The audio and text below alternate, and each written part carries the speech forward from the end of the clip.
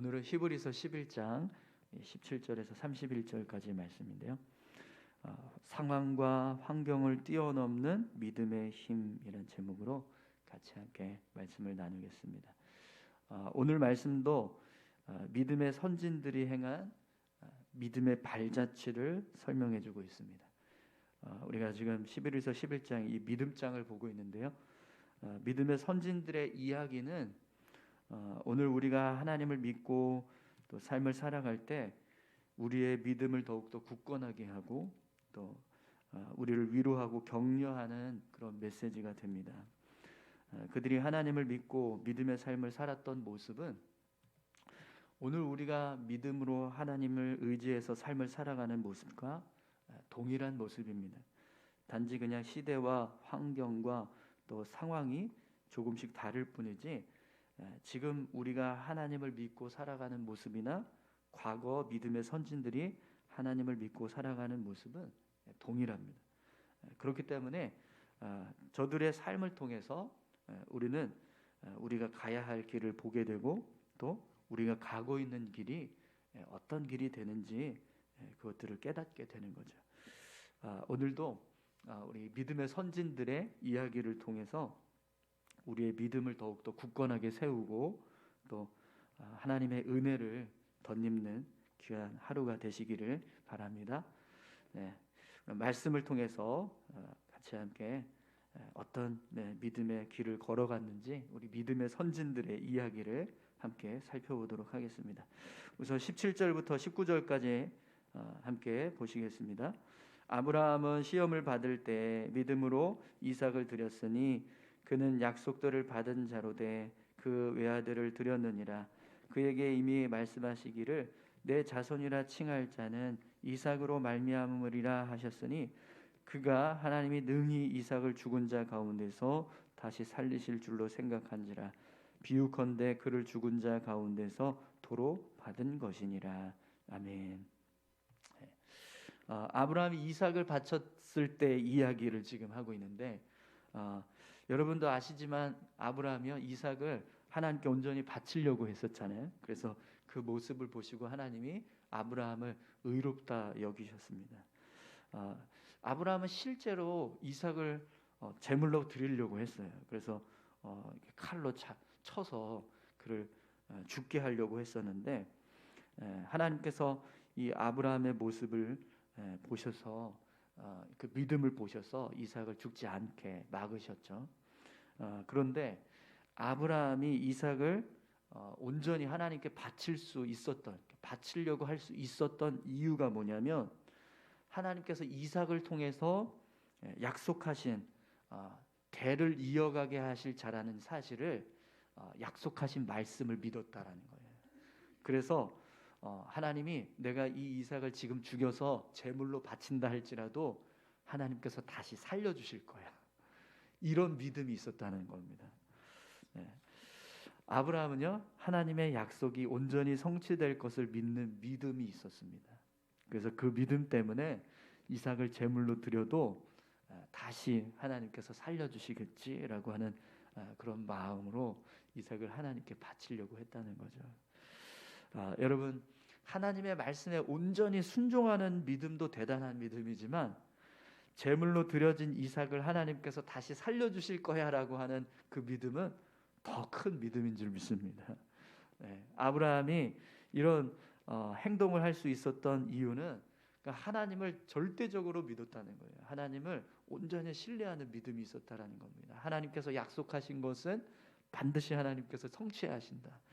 그 믿음이 아브라함에게 있어서 아브라함은 자신의 가장 소중한 이삭조차도 하나님 앞에 온전히 드릴 수 있는 그런 믿음의 삶을 살았다는 거죠. 오늘 저와 여러분들에게도 이런 믿음이 있기를 소망합니다.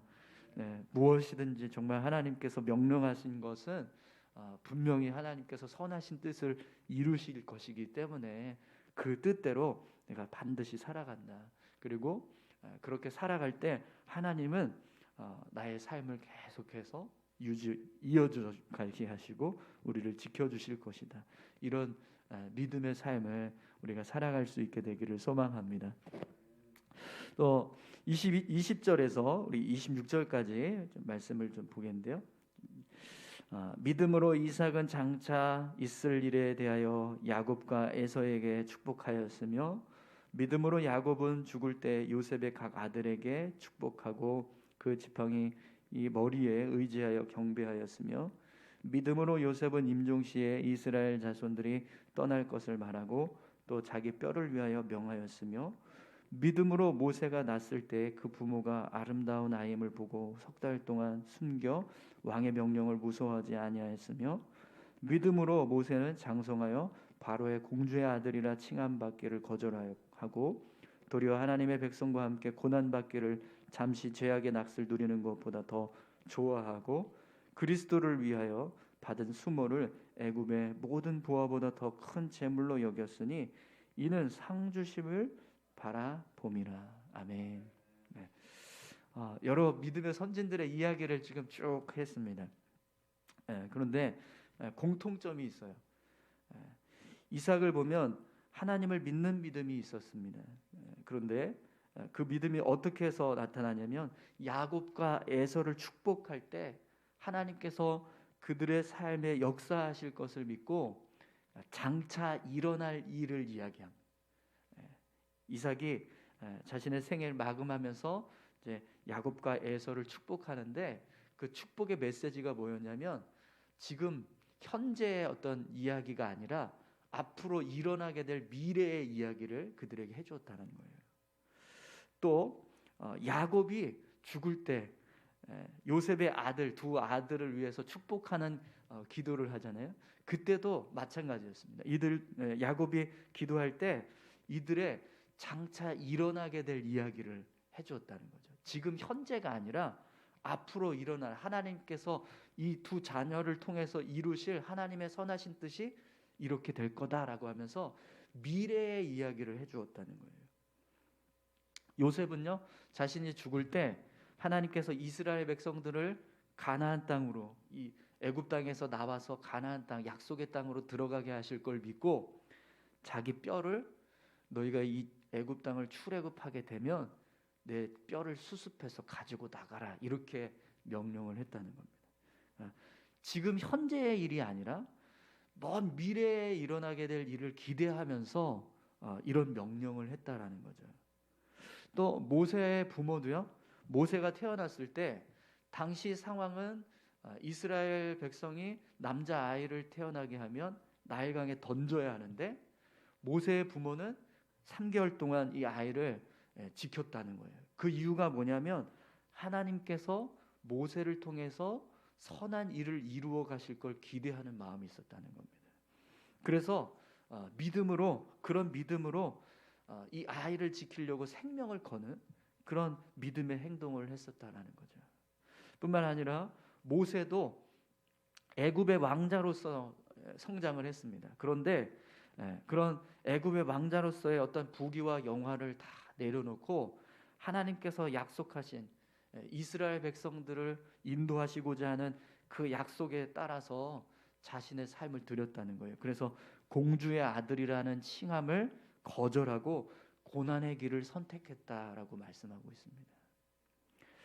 여러분, 모든 믿음의 선진들이 그들의 마음에 품었던 모습은요, 하나님에 대한 소망, 미래에 대한 소망입니다. 지금 현재 겪고 있는 어떤 상황이나 환경에 안주하고 또 지금의 삶을 주목해서 살아가기보다 하나님께서 행하실 미래에 대한 일들을 소망하면서 삶을 살아갔다는 거예요. 우리가 주어진 상황만 바라보면서 살게 되면 미래에 대한 소망을 품을 수 없습니다. 그러나 하나님께서 이루실 역사를 믿고 기대하는 사람은요, 현재의 상황을 뛰어넘는 미래에 대한 소망을 품으면서 살아가게 된다는 거죠. 그래서 오늘 이 믿음의 선진들은 현재의 상황을 뛰어넘는 하나님의 역사를 기대하면서 미래에 대한 소망을 품고 또 미래를 바라보면서 삶을 살았다는 거예요. 그 미래가 그냥 막연한 어떻게 되겠지 이게 아니라 하나님께서 약속하신 약속대로 성취될 것이다. 이런 하나님의 약속에 대한 미래를 소망했다라는 거예요. 오늘 저와 여러분들에게도 이런 믿음이 있기를 소망합니다. 지금 우리가 겪고 있는 상황이나 현실에 안주하는 것이 아니라 하나님의 역사를 믿고 하나님께서 이루실 어떤 미래의 소망을 품고 믿음으로 삶을 살아갈 때 우리의 삶은요, 지금 현재만의 삶을 국한해서 내가 지금 이렇게 살아가고 있습니다. 내 형편이 이러니까, 지금 내 상황이 이러니까, 그러면서 지금 현재에만 주목하고 안주하고 또 그렇게 살아가는 것이 아니라 더 하나님의 어떤 역사들을 이루어가기 위해서 계속해서 정진해가는 그런 믿음의 모습들이 우리 삶 가운데 있을 줄 믿습니다.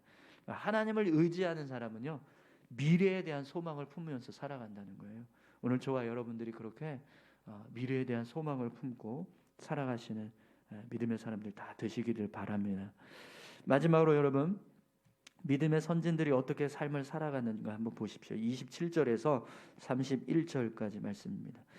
믿음으로 애굽을 떠나 왕의 노함을 무서워하지 아니하고 곧 보이지 아니하는 자를 보는 것 같이 하여 참았으며 믿음으로 유월절과 피 뿌리는 예식을 정하였으니 이는 장자를 멸하는 자로 그들을 건드리지 않게 하려 한 것이며 믿음으로 그들은 홍해를 육지같이 건넜으나 애굽 사람들은 이것을 시험하다가 빠져 죽었으며 믿음으로 7일 동안 여리고를 도니 성이 무너졌으며 믿음으로 기생 라합은 정탐꾼을 평안히 영접하였으므로 순종하지 아니한 자와 함께 멸망하지 아니하였도다.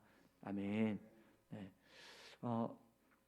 모세가 이스라엘 백성들을 출애굽했던 이유, 애굽 왕의 그런 분노와 또 저지에도 불구하고 이스라엘 백성들을 이끌고 약속의 땅을 향해서 나아갈 수 있었던 이유는 하나님께서 세상 왕을 주관하신, 다스리시는 만왕의 왕이 되신다.